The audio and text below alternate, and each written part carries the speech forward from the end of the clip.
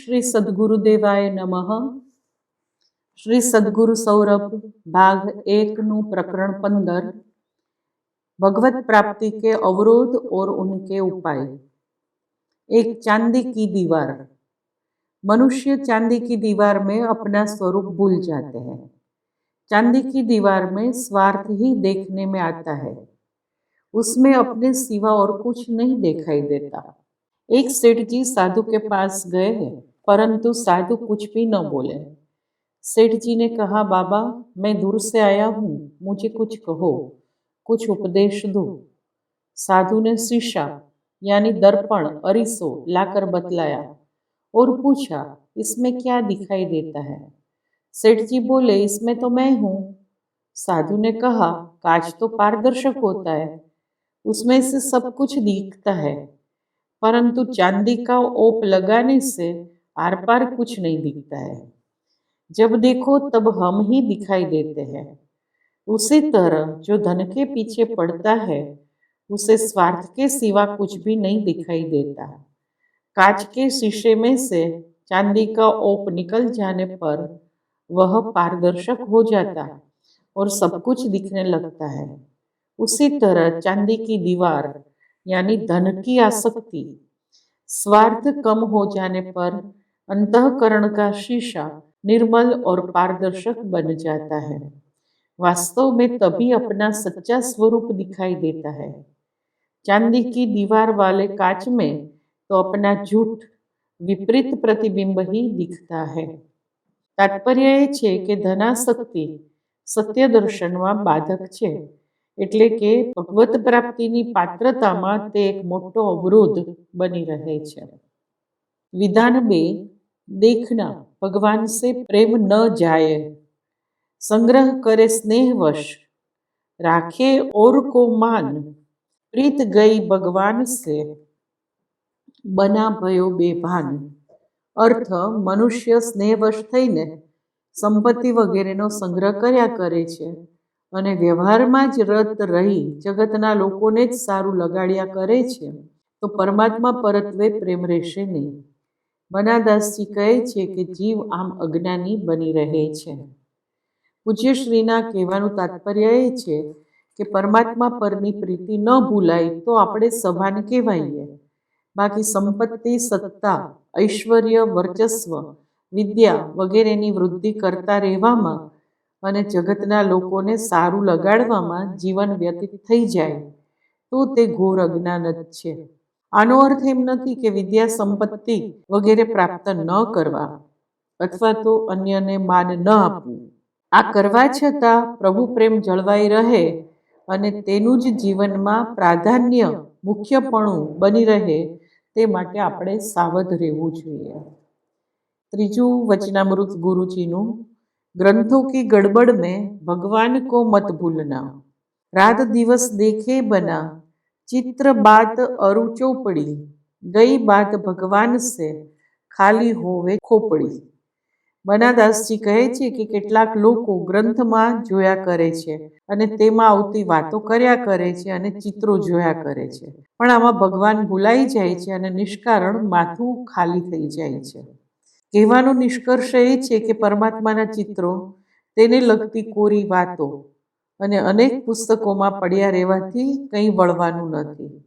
પરમાત્મા પ્રાપ્તિ માટે અંદરથી અનુરાગ પ્રગટ થાય તે જ મહત્વનું છે, માટે તેને કેન્દ્રમાં રાખી ભાવભક્તિનું સાધન કરવું જોઈએ। તત્વનું ટૂંપણું ટીપીએ શું થાય? ચોથું વચનામૃત। अपना द्वार शुद्ध रखो, जो हित सुख चाहो सदा, शुद्ध चाहो व्यवहार, बना दास तो पृथक ही, रखिए अपना द्वार। अर्थ, બનાદાસ કહે છે કે જો તમે નિત્ય સુખ અને કલ્યાણ ઈચ્છતા હો અને વ્યવહાર શુદ્ધ રહે તેમ ઈચ્છતા હો તો તમારું પોતાનું દ્વાર નિરાળું જ એટલે કે વિલક્ષણ જ રાખજો। તાત્પર્ય એ છે કે રાગદ્વેષમાં ન તણાશો અને સંસારના અન્ય સામાન્ય જીવોથી પૃથક રીતે રહેણી રાખજો। સંસારના જીવો તો રાગ, દ્વેષ, માન, મોહ, મૈત્રી, વેર ઇત્યાદિ દ્વંદ્વોથી યુક્ત હોય છે અને આથી જ તેમનો જીવન વ્યવહાર સ્વાર્થમય બની રહે છે. પૂજ્ય શ્રી કહે છે કે આ પ્રકારના વ્યવહારથી હિત અને સુખ થતા નથી. જો આપણે આપણું કલ્યાણ ઈચ્છતા હોઈએ અને સુખ મળે તેમ ઈચ્છતા હોઈએ તો આપણે આપણો વ્યવહાર રાગ, દ્વેષ, અહંતા, મમતા, ઈર્ષ્યા, અસૂયા, માન, બડાઈ વગેરેથી વિમુક્ત રાખવો આવશ્યક છે. આવા નિસંગ અને નિર્દ્વંદ વ્યવહારથી અંતરમાં જરાય કલેશ કે અસુખ નહીં રહે અને એક પ્રકારનો પરિતોષ અને આનંદ જ બની રહેશે. પાંચમું વચનામૃત છે અતો ભ્રષ્ટતા તતો ભ્રષ્ટતા સે બચના. ગૃહાસક્ત લોલુપ વિષય शुभ कर्मन को त्याग, मुख बोलत है ब्रह्म हूँ, मन बोलत अनुराग. जगत में ऐसे ज्ञानी उभय और से भ्रष्ट, रही मुख ब्रह्म कहानी. बना त्यागिए तीन को, ये है खोटे भक्त, भरी हृदय में वासना, पूरे गृहासक्त. આપણને એવા પોકળ જ્ઞાની ભક્તો પણ જોવા મળશે કે જેઓ વાત બ્રહ્મ જ્ઞાનની કરતા હોય, પોતાને બ્રહ્મ કેવડાવતા હોય, એટલે કે અહમ બ્રહ્માસ્મિ આ વેદાંત વાક્યને આગળ ધરતા હોય, પરંતુ મનમાં ગૃહાસક્તિ જ ભરી હોય છે, વિષય લોલુપતા ભરી હોય છે. તેમજ આવી વ્યક્તિઓ વિહિત શુભ કર્મો પણ છોડી દેતી હોય છે, કારણ કે એમ કરવાથી તેઓ સામાન્ય સાધકો કરતા વિલક્ષણતા દર્શાવી શકે કે હવે બ્રહ્માત્મકતા થઈ ગઈ હોવાથી અમને આવા કર્મો કરવાની જરૂર નથી. પૂજ્યશ્રી કહે છે કે આવા લોકો અતો ભ્રષ્ટ તતો ભ્રષ્ટ હોય છે, અર્થાત નથી તો તેઓ પરમાત્માને માર્ગે જઈ શકતા કે નથી એક ગૃહસ્થની જેમ સાંસારિક જીવન જીવી શકતા. આમ તેઓ વ્યવહારિક અને આધ્યાત્મિક એમ ઉભયથી ભ્રષ્ટ થયેલા હોઈને કેવળ ભક્તિનો ઢોંગ જ કરતા હોય છે. આથી આવા વાસનાથી ભરેલા અને ગૃહાસક્ત ખોટા ભક્તોનો કહેવાતા જ્ઞાનીઓનો ત્યાગ જ કરી દેવો જોઈએ. એક જે વિષય લોલુપ હોય, બે ગૃહાસક્ત હોય અને ત્રીજું શુભ કર્મ ત્યાગી હોય. આ ત્રણેય પ્રકારના લોકો ભલે બ્રહ્મની વાતો કરે અને હું બ્રહ્મ છું તેમ કહે, પણ વાસ્તવમાં તેઓ દંભી અને જૂઠા હોય છે. માટે શ્રેયસકામીએ એટલે કે શ્રેયની કામના કરનારાએ તેઓનો ત્યાગ કરવો જ હિતાવહ છે. અહીં પરમ પૂજ્ય રાધેશ્યામજીના એક પદની પંક્તિઓ તુલવવા યોગ્ય છે. ઈરે માર્ગ નથી જાવું હરિવર, ઈરે માર્ગ નથી જાવું, જ્ઞાની પંડિત નથી થાવું હરિવર, દાસપણું મને પ્યારું, મહંત આચાર્ય જોગી જતી, ગુરુ થઈ નથી રે પૂજાવું, પડતા એને વાર નહીં, જ્યાં હું પદ અભિમાન જાડું હરિવર, ઈ માર્ગ નથી જાવું. વાણી વિલાસને જ્ઞાન સુગંધે, એનું ચિત્તડું તો ચડી જાતું, ખરો ધણી ભૂલી ધણી થઈ બેસે, ત્યાં જમડાનું જોર વધે જાજુ હરિવર, ઈ માર્ગ નથી જાવું. કામ ક્રોધાદી ખળના ભય ત્યાં, દ્વૈતે સત તો લૂંટાતું, માયા દૂતે હું કરતા, પણ દાસનું હરિ રખવાળું, હરિવર ઈ માર્ગ નથી જાવું. એક અન્ય પદમાં પણ રાધેશ્યામજીએ સ્પષ્ટ કહ્યું છે, જીવ જબ બોલે मैं ब्रह्म हूँ, तब मानो माया का ब्रह्म, श्याम सुंदर पद शरण, सान वण, छूटे न संसारी ओहम, मैं कृष्णा तव दासोहम. આશય એ છે કે માન, બડાઈ અને પૂજાવાની ભાવના હોય તો ભગવાન દૂર રહે છે અને આવી વ્યક્તિનું પતન થાય છે. વચનામૃત 6 तीन ककारों से भगवान दूर. लिखे लेख उत्तम सदा, करे बहुत व्याख्यान, तजे तीन ककार बिन, बना दूर भगवान. પૂજ્યશ્રીએ અહીં ધર્મ અને અધ્યાત્મ પર સદાય શ્રેષ્ઠ લેખો લખનારા તથા તેના પર બહુ સુંદર વ્યાખ્યાનો કરનારા વિદ્વાનોને સાવધ કર્યા છે. ત્રણ કકારમાં એટલે કે કંચન, કીર્તિ અને કામિનીમાં જો મન જરા પણ ફસાયેલું રહ્યું તો પ્રભુ પ્રાપ્તિ થશે નહીં. કેટલાક ત્યાગી સંન્યાસીઓ કંચન અને કામિનીથી તો દૂર રહેતા હોય છે, પરંતુ કીર્તિની એટલે કે વાહવાહની માયા મૂકી શકતા નથી. જરા પણ બડાઈથી મન ફસાઈ જાય છે, માટે સાવધ રહેવું. પ્રશંસા પ્રિય બનવાથી ભગવત પ્રાપ્તિ દૂર થઈ જાય છે. પ્રશંસાથી મનમાં ગર્વ ઉત્પન્ન થાય છે, જે પતનનું કારણ છે. સમુદ્ર પાર કરી લંકા જઈ સીતાજીની ભાળ લઈ આવેલા હનુમાનજી મહારાજનું તે અસાધારણ કાર્ય હતું. સ્વયં ભગવાન રામ, શ્રી રામ તેમની પ્રશંસા કરે છે. સુનું કપી તોહી સમાન ઉપકારી, નહીં કોઉ સુર નર મુનિ તનુધારી. પ્રતિ ઉપકાર કરો કા તોરા, સન્મુખ હોય ન સકત મન મોરા. માનસજીમાં ભગવાન પોતે કહે છે કે તરત શ્રી હનુમાનજી પોતાનો ગર્વભાવ થતો મિટાવવા શ્રી રામ ભગવાનને પ્રાર્થના કરે છે. સુની પ્રભુ બચન બિલો કી મુખ, ગાત હર્ષિ હનુમંત. ચરણ પરેઉ પ્રેમાકુલ, ત્રાહી ત્રાહી ભગવંત. એટલે મને બચાવો, આ એમની કેટલી બધી સજાગતા છે. 7મું વચનામૃત 19/7/1967 દિવસે ગુરુજીએ उच्चारेलू छे। वासना का अर्थ होता है किसी कर्म करने की इच्छा। शुभ या अशुभ कर्म करने की भी जो इच्छा उठती है वह वासना है। वासना मरने पर भी छूटती नहीं। सारू के नठारू कर्म करवानी इच्छा थाय ते वासना छे। सत्वगुण, रजोगुण अने तमोगुण आ प्रकृतिना गुणो छे। तेमना वधता ओछा प्रमाण अनुसार व्यक्तिने सारू, मध्यम के नबळू कर्म करवानी इच्छा थाय छे। पूज्यश्री कहे छे के मनुष्य मृत्यु पामे तो पण आ त्रिगुणात्मक प्रकृति प्रमाणे तेनी वासना जती नथी। आथी ज मृत्यु पछी कोई श्राद्ध करी पिंड आपे तेवी गतात्माने इच्छा थाय छे। गायाजीमां पितृश्राद्ध करवामां आवे छे, पण त्यारे पंडाओ जे रीते ते करावे छे ते परथी पूज्यश्रीए एक दोहानी रचना करी छे। पितृ गया श्राद्ध में लेकर हाथ में बांस, पिंड की गति देख के अद्दर हो गए श्वास। पंडाओ श्राद्धना पिंडमां बहु ज नानी गोळीओ जेवड़ा ज बनावे छे अने ते होळीमां लई जई यजमान पासे जळमां पधरावडावे छे। स्मृति शास्त्र प्रमाणे पिंडनुं माप होतुं नथी अने नानी नानी गोळीओ वाळी आंशिक विधि पण पूरो करता नथी અને માછલાને પિંડ પધરાવી દે છે। આથી પિતૃઓ શ્રાદ્ધમાં કેવળ પિંડની વાસ એટલે કે ગંધ લઈને જ જતા રહે છે, પણ પિંડની ગતિ જોઈ તેમના શ્વાસ જ અદ્ધર થઈ જાય છે, અર્થાત તેમને વ્યથા સાથે આશ્ચર્ય પણ થાય છે। 8મું, बिना समझ के किया हुआ साधन। समझ के बिना किया हुआ साधन मात्र परिश्रम है। प्रस्तुत विधान के समर्थन में श्री प्रभुदास भाई जोबनपुत्रा ने नोंद किया हुआ प्रसंग इस बात का तथ्य एक तादृश प्रसंग से पुरवार होता है।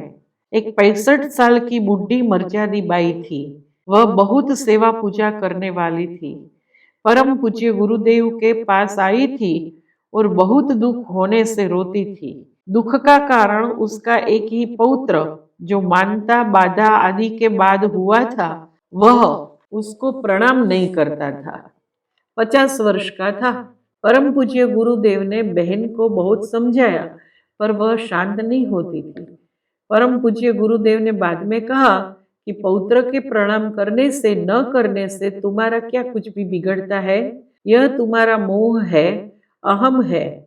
समझ पूर्वक की भक्ति न होने से तुम दुखी रहती हो। वैराग्य होने के लिए ऐसा जर्जरित शरीर होने पर भी जो दुख का दृश्य है वह उदाहरण लेने योग्य है। गौतम बुद्ध ने ऐसा ही दृश्य देखा होगा। आशय यह है कि वृद्ध होने पर तो ऐसी स्थिति में हृदय में वैराग्य आना चाहिए और समझ पूर्वक साधन में लग जाना चाहिए। 9मुं वचनामृत अहम भाव।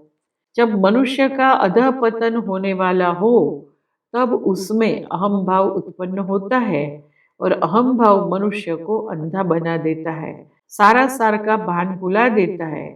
कहा है न, अभिमानः सुरापानम, गौरवम घोर रौरवम, प्रतिष्ठा शुकरी विष्टा, त्रीणी त्यक्त्वा सुखी भवेत्। अभिमान, मदिरापान અને બડાઈ આ ત્રણ ઘોર રૌરવ નરક છે. પ્રતિષ્ઠા છે એ તો ભૂંડની વિષ્ઠા જેવી છે. ત્રણેયને ત્યજીને માણસ સુખી થાય છે. यदि सुखी होना चाहिए तो इस त्रिपुटिक से हमेशा सचेत रहना चाहिए.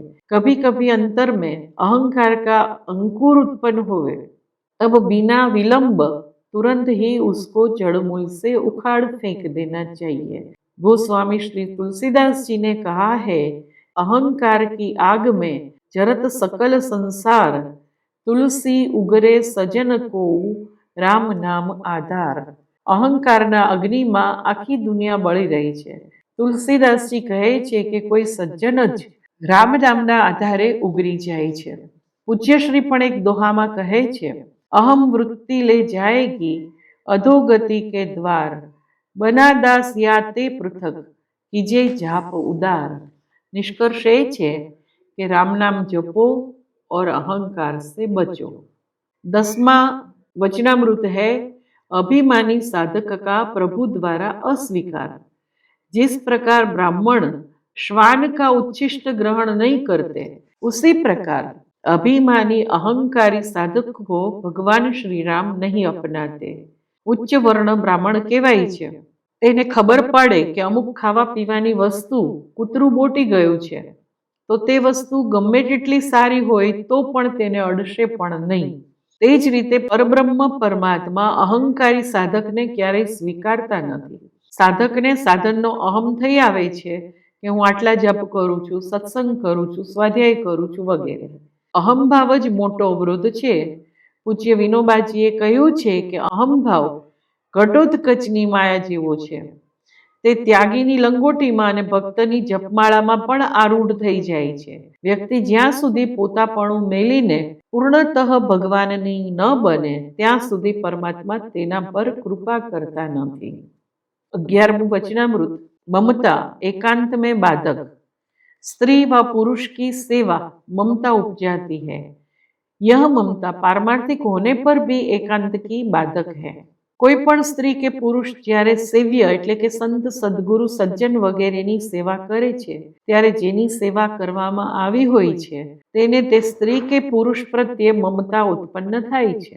સંત સદગુરુના હૃદયમાં આવી મમતા ક્યારેય સાંસારિક રાગવાળી નથી હોતી, પરંતુ પારમાર્થિક હોય છે. સેવા કરનારને પારમાર્થિક માર્ગે લઈ જવાનો ભાવ તેને પ્રગટે છે. આથી તે પારમાર્થિક હોવા છતાં એકાંત એટલે કે નિર્દ્વંદતા માટે બાધક બની રહે છે. આથી જ કેટલાક સંતો કોઈની પણ સેવા શક્ય હોય ત્યાં સુધી લેતા નથી. 12મું, શુદ્ધ સ્નેહ भी बंधन रूप. सचमुच शुद्ध स्नेह भी बंधनकारक होता है. पूज्य श्री અહીં એકદમ વાસ્તવિક અને પરમાર્થ માર્ગમાં અતિ ઉપયોગી વિધાન કરે છે. આ જગતમાં વ્યક્તિ વચ્ચે કે વ્યક્તિનો કોઈ કર્મ સાથે જણાતો સ્નેહ બે પ્રકારનો હોય છે, એક અશુદ્ધ અને બીજો શુદ્ધ. કંઈક સ્વાર્થભાવયુક્ત મમત્વપૂર્ણ સ્નેહ અશુદ્ધ હોય છે, પરંતુ જેમાં સ્વાર્થનો લવલેશ પણ ન હોય તેવો સ્નેહ શુદ્ધ કહેવાય છે. પારમાર્થિક દ્રષ્ટિએ વિચારતા આવો સ્નેહ પણ સત્વગુણયુક્ત હોવા છતાં તે પ્રકૃતિના પ્રદેશમાં જ હોઈને જીવના મુક્ત સ્વરૂપની પ્રતીતિ માટે બંધનરૂપ બની રહે છે. સાંકળ સોનાની હોય તો પણ બાંધે જ છે. ગુણાતીત અવસ્થા માટે તે અંતરાયરૂપ બની રહે છે. પૂજ્ય ડોંગરેજી મહારાજ કહેતા કે સાધક ભક્તે સત્વ, રજસ અને તમસ એ ત્રણેય ગુણોથી પર જવાનું હોય છે. પરોપકાર અને દયાના કાર્યો સત્વગુણને લીધે થતા હોય છે. રજસ અને તમસના ત્યાગ પછી સત્વગુણથી ઉપર ઉઠવાનું હોય છે. આથી આવા ગુણાતીતતાના ઉદ્દેશ્યવાળા સંતો પરોપકારની ભાંજગડમાં પડતા નથી. આનો અર્થ એમ નથી કે આવા સત્વગુણ નિર્ભર કાર્યો ન કરવા. રજોગુણયુક્ત તેમજ તમોગુણયુક્ત કર્મો બાધક હોઈને છોડવા જ ઘટે. આથી જ્યાં સુધી ગુણાતીત દશા ન આવે ત્યાં સુધી સત્વગુણી કર્મો કરવા જોઈએ. કાંટાથી કાંટો કાઢી નાખી પછી કાંટો કાઢવા ઉપયોગમાં લીધેલ શૂળને ફેંકી જ દેવાની હોય છે, તેમ સત્વગુણથી રજસ તમસને દૂર કર્યા પછી સત્વથી પણ ઉપર ઉઠવા, તેનાથી પર થવા પ્રયત્ન કરવો જોઈએ. અસ્તુ. જય ભગવાન. સદગુરુદેવાય નમઃ.